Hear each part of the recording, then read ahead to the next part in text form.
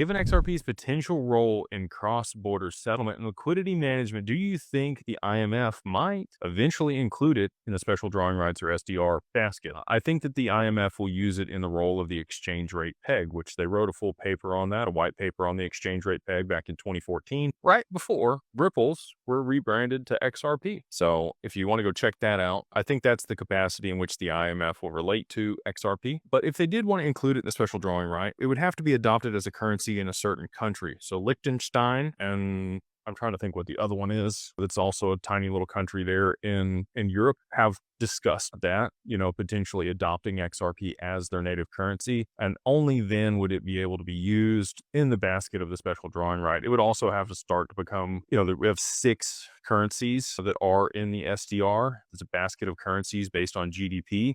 The GDP of that tiny little nation would have to become massive and have to be in the top 7 GDPs in the world in order to be included in the SDR. So there's a bunch of things that would have to happen. It's not without possibility that that could take place, but I do think that it's much more likely that, again, the IMF, if since you pointed out that body, they're going to relate to it as the exchange rate peg, and global markets will eventually be priced in drops of XRP, is my thesis.